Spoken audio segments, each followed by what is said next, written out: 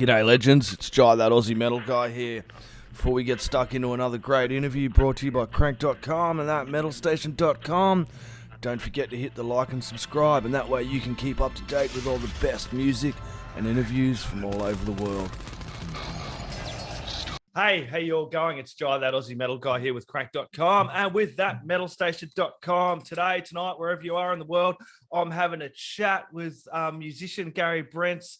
Some of you may know him from Cara Neir. He's also got Homeskin Lev'Myr, Sallow Moth, Gonemage, Master of Disgust EPs coming out 13th of May, but you've also got a whole lot of 8-bit metal misadventures over there, dude. I actually came across you with the Cara Neir Phase Out album, which I was really, really impressed with and had to hammer on my show for a while there, dude. Thank you for joining me. Hey, thank you. Thank you for having me. It's quite a pleasure to be here, quite an honor. Obviously, yeah, I'm a very busy guy with music. As you mentioned, a lot of different projects, kind of juggling all of them almost all at the same time. Almost each one I've just got something going on. Yeah, I've just been doing music for, gosh, I don't know how long, maybe since, I guess the earliest time I started writing music, like seriously writing, 2004, 2005 maybe. Really with Cara Neir though was kind of the first big, like, okay, this is going to be a long project for years to come. And then, you know, just in the past couple of years, I've developed more solo projects, Sallow Moth, Homeskin, Gonemage. Yeah, just keeping at it, keeping busy. First off, man, I want to touch on Cara Neir since you brought it up, dude. And you said that was like the first real band that you were like, dude, this is going to go for a long time. Tell me, how did that start? And tell me where that kind of started, Cara Neir, for you. Sure, yeah, I'd be happy to. So me and the other member, Chris Francis, we met on it was MySpace. So, you know, old social media. He lived in a town next to me, and we became kind of quick friends. And we had a couple music projects, not very serious, just kind of messing around in the beginning. And then I was kind of demoing some other material, which became Cara Neir material.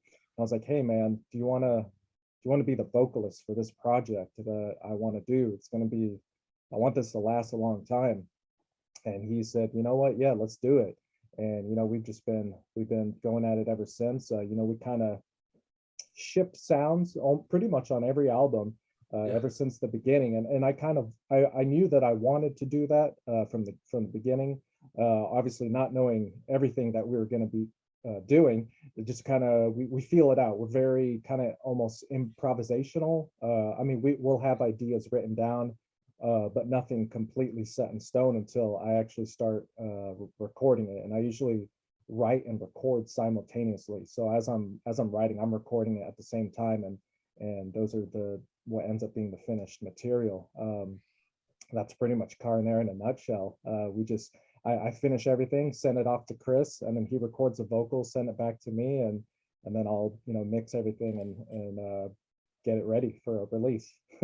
So how's that for you, being so, like, you know, creative and having these different projects?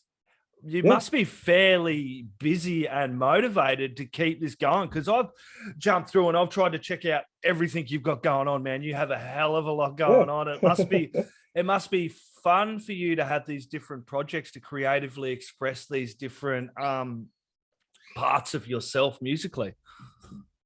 Absolutely. Thank you. I think it's really I'm kind of scatterbrained, where I like to do so many different things at once. I probably ever since I was a kid, you know, back when I was a kid, just collecting. I would collect a lot of different things, toys, action figures, comics, trading cards, and stuff like that. And I was just always so interested in different things. And I think as I got older, you know, into the music scene, that trait carried over to where I was like, man, I want to make this, but you know what? I also want to do this and this and this and this. So it's kind of carried over to the music side of my creativity and interests, where I just can't stick to one project or you know, one thing. I've got to explore. I like exploring. So yeah. And Yeah. it is fun. It was very fun. What was the next project you started after Cara Neir? What was the because you've got like a lot of side projects. I did forget to mention Burn Rage, Parabatruce, and the first one there, which the Parabatruce album, Bloody Semen Across Your Lips. What a name, dude. Oh yeah. Oh man. So technically that was my first solo project. And it kind of started off as a joke. I mean, obviously the name, but the name was actually a phrase from and I always forget how to pronounce their name. I think it's Akerkake or Akerkake. Okay.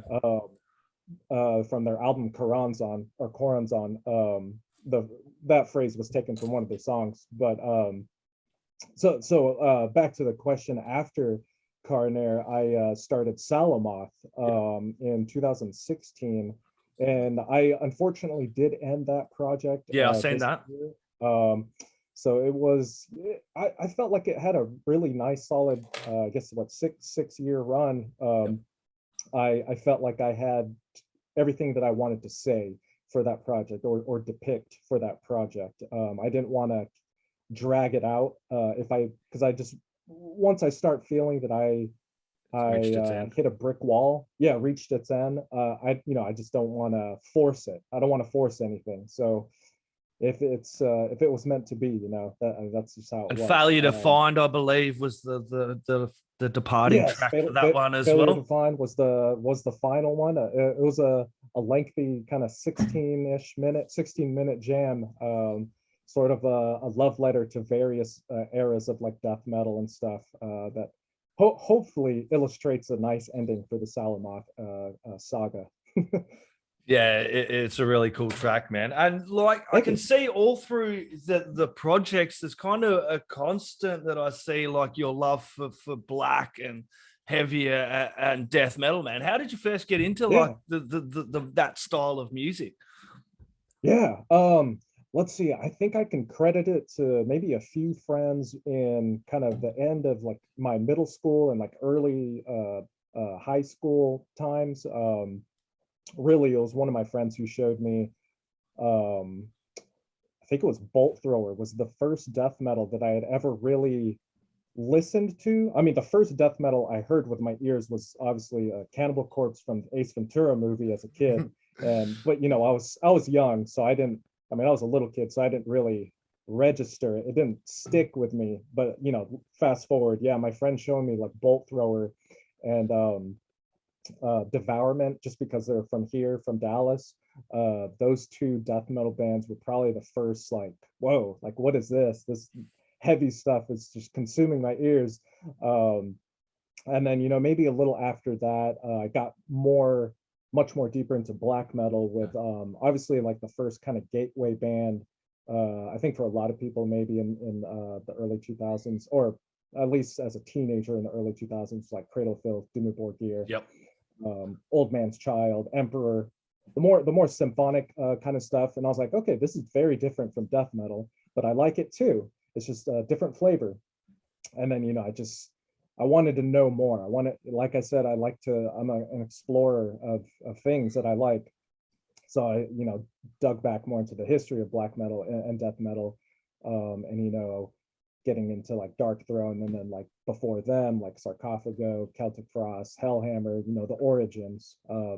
So it's just a matter of finding things. If someone shows me one or two things, and I will dig deeper and deeper. So that's how it was. It's always fun to go on those musical journeys. I was the same. I think Cradle of Filth was one of the first black, real heavy, extreme bands I heard at first.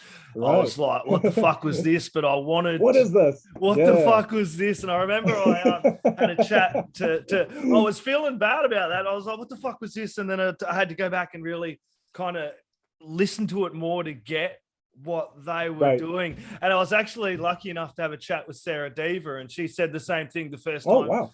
Yeah, she said the first time she heard it, Danny had chucked her a tape, or a friend had chucked her one of their first tapes, and like, check this out. And she said she fucking almost threw it in the bin, going, "What the fuck is this shit?"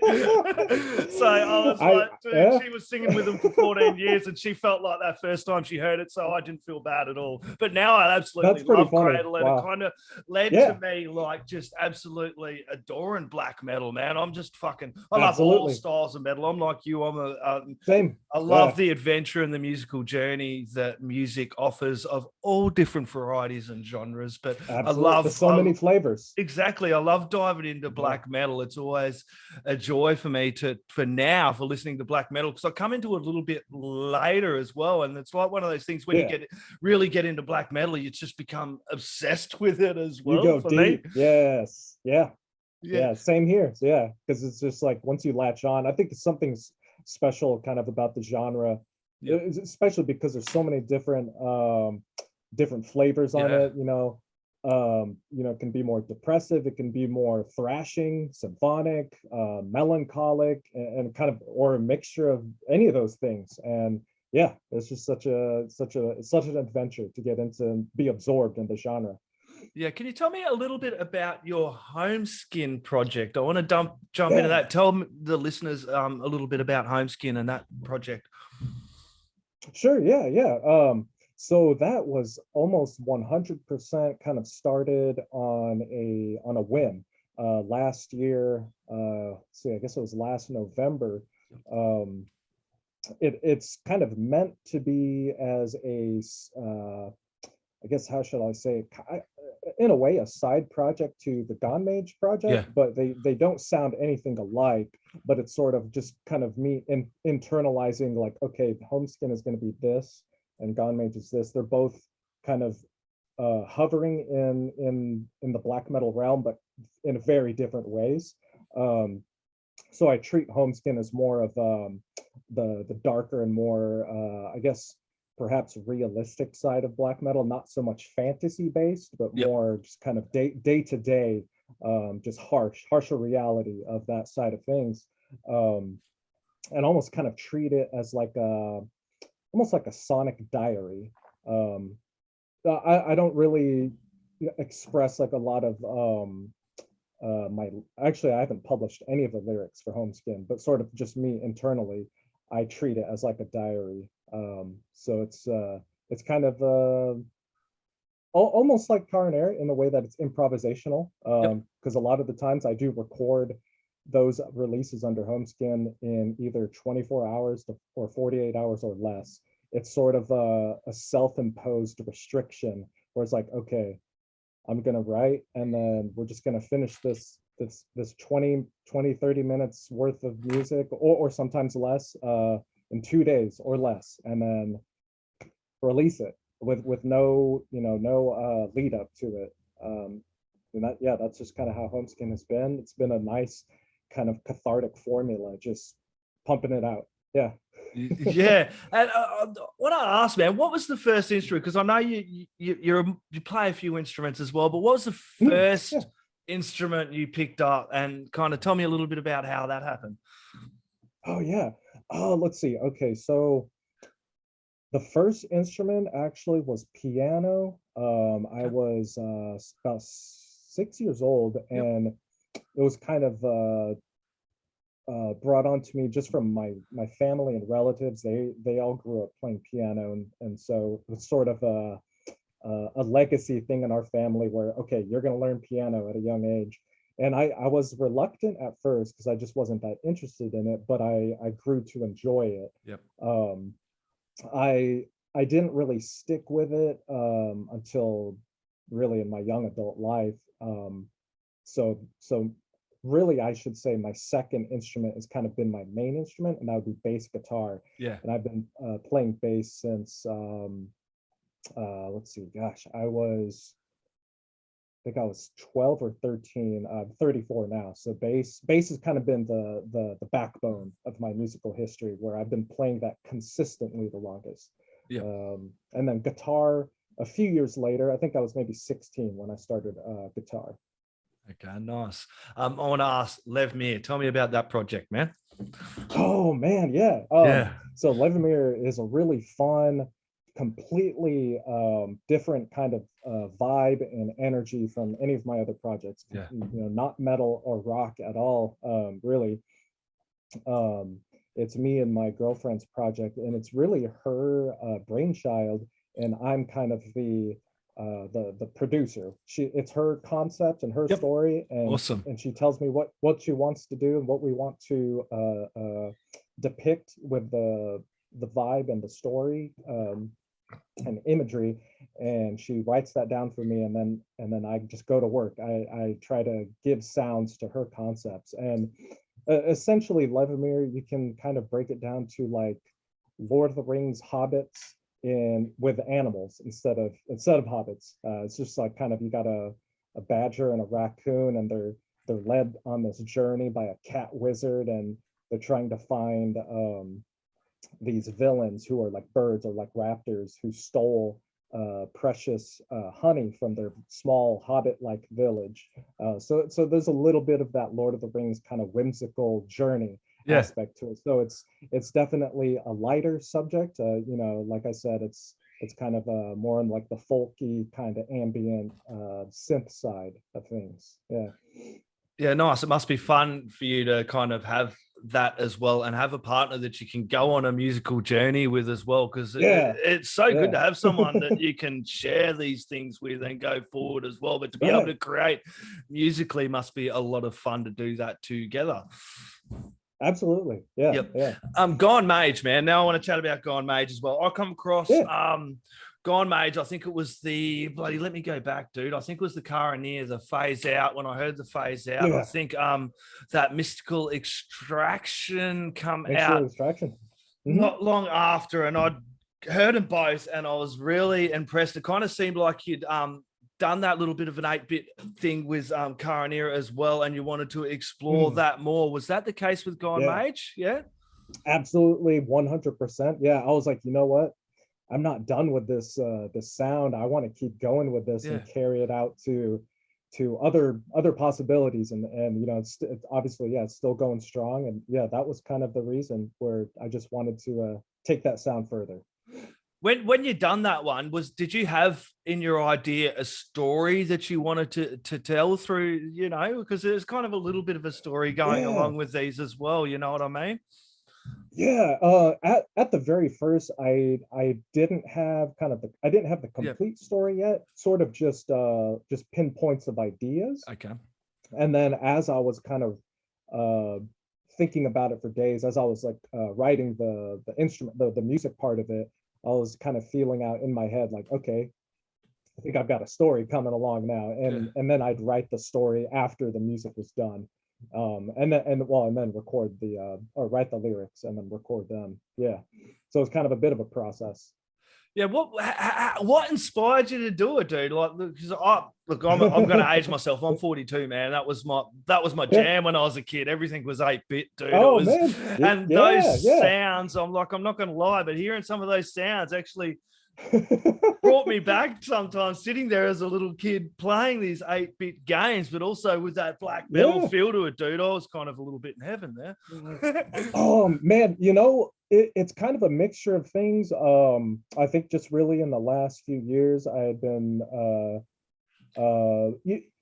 just kind of feeling more nostalgic on just various different things, and it was kind of a happy accident where I was like so I guess I should say the blending of the two kind of had been in my mind for years, but not seriously going through with it. Just kind of, oh, that'd be fun. And then finally, in the last year and a half, before the writing of Phase Out, I was like, no, I think we could actually do this. And I was just kind of honestly messing around with some 8-bit sounds over like just drums. And I was like, oh, that's kind of cool. That's pretty cool. And then I was like, you know what? Let me add some guitar to this. And I was like, okay, I think I might be doing something a little off the beaten path here, but it's going to be an interesting, a wild ride. So it's just kind of really what it comes down to is nostalgia and having fun. Yeah, I think the whole world's gone through a bit of a nostalgia because there's so many cool 8-bit games. I'm a gamer, dude, so I'm like, there's some really cool 8-bit games that game developers are making now, so you can play these old 8-bit style games and have that feel back then, and they're done really bloody think well. that led to it too. Yeah, just kind of being more exposed to like that style of games making a comeback, and it's like, man, this was a great era of games, and just the way it looked, and the way that you express more with less, because it's like pixels, and things like that. And I just was fascinated by it, and it just it inspired me to run with it. That's it. I like that, especially with Nintendo, I'm going to mention, because it's kind of themed with the Wario and the Luigi and everything like that. But for Nintendo, I had a Nintendo, like a Nintendo Entertainment System when I was younger, and it was the bee's knees, man. And now you can kind of go back with the new Nintendos. I think they're the Switches, and you can play. I'm just using my kids' one games to play all the old Mario and Wario. I've been doing that as well. That's what I've been doing lately.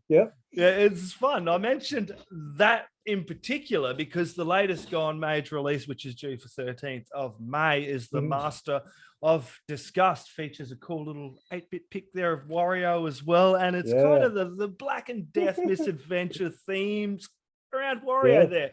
Tell me a little bit about the story about this release, man. Man, so honestly, the idea that came to kind of bring it all together was this friend that I know on Twitter. He makes a lot of just like joke kind of posts, and I can't remember the exact post, but he said something about there should be a black metal band that sings about Luigi and Mario, or I can't remember exactly. And I was like, man, that actually is pretty funny, and that kind of speaks to me because I'm doing the 8-bit meets kind of black metal stuff, and I was like, I think he's talking to me without talking to me, and I'm gonna interact here, and I'm gonna make this happen. So honestly, the idea started out from a joke, but I ran with it, and obviously, like I said, fun, just having fun with it.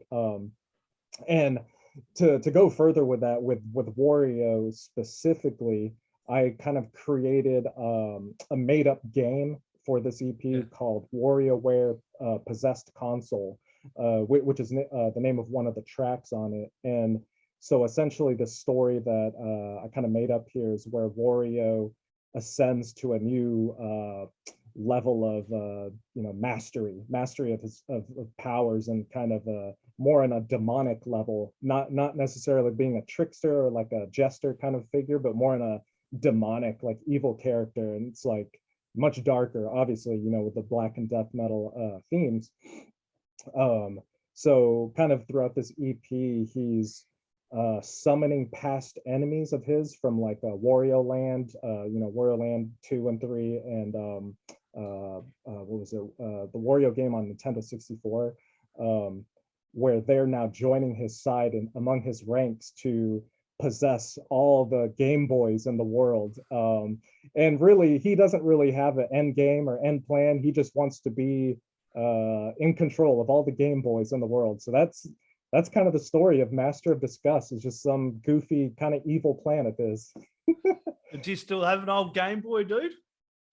Oh man, I don't have the original Game Boy anymore. I do have a Game Boy Color though. Yep. Still. I used to have one of those old Game Boy Colors as well, man. They were super bloody cool, those. Man. You've done well to keep hold of that. I don't know where the hell mine went through the years. But... Oh man. Yeah. Still runs pretty well. Yeah. So basically, a lot of the sounds and the 8-bit. Were you playing a lot of Wario and that at the time, and Mario and Luigi, and listening as well with another ear while you were playing? Oh fuck, dude, I didn't want that. Yeah. Oh yeah, definitely. Yeah, it's just kind of embedded in my brain, just like Wario, Mario, and Luigi. I was like, man, these characters are stuck in my brain right now. It must be fun for you with the last couple of years as well to be able to, I suppose, have all these different projects, I suppose, to keep you busy as well. Mentally, it would have been great to have everything to kind of work as well, because the whole world went to shit for a few years there. Right. Yeah. Honestly, music has kind of been a nice I mean, I guess you could say a distraction, or perhaps a comfort. I would say a comfort, just to, because I work from home, so I'm home like all the time, and whenever I have free time, I just get motivated to write music. So that's been how I think it's, yeah, just these past 2.5 years. That's how it's been. Where just constantly writing. As long as I'm motivated, I'm going to be constantly writing. Yep. It just come to me, dude. Did you see that band that done their album on 8-bit? Was it Nintendo, Super Nintendo cartridges not long ago? I can't remember Yes, I did. who. Oh, I can't remember what, who. I'm going to kick myself. I'll get off this and I'll go, that's who it was. But I seen that and I was like, yeah, that was super I cool. forgot their name. Was it a thrash band? I think so. I don't know. I Maybe, remember. yeah. I'm going to hate myself for I not saw remembering that it. too. I wanted to buy it, but I think it was sold out by the time I found it. I mean, obviously, that's such a cool medium, just to hold, just to have. Like, it's like I'm looking at your tapes now, because you got yeah. pre-orders for the cassettes as well, which are a nice screen there as well. It's great to see these kind of, for me, these mediums like vinyl. I know you've got vinyl for this one as well, and there's a whole stack of other merch if people want to jump over to your Bandcamp account, which I should give a mention to. You've got the Gonemage one there. What's the other one again? The best place for people to head along, and I would say probably Gonemage would be the best, just for the Gonemage, and then Lee Lang Isla. LILANGISLA.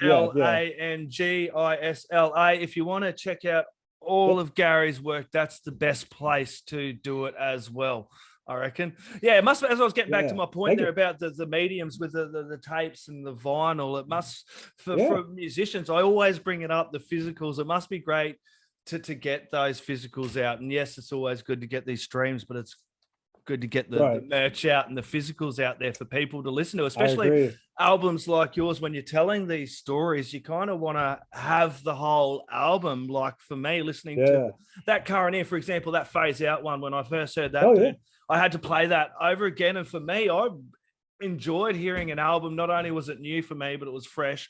And for me, I like listening to whole albums and going on that musical journey with the artist the way they intended it at times.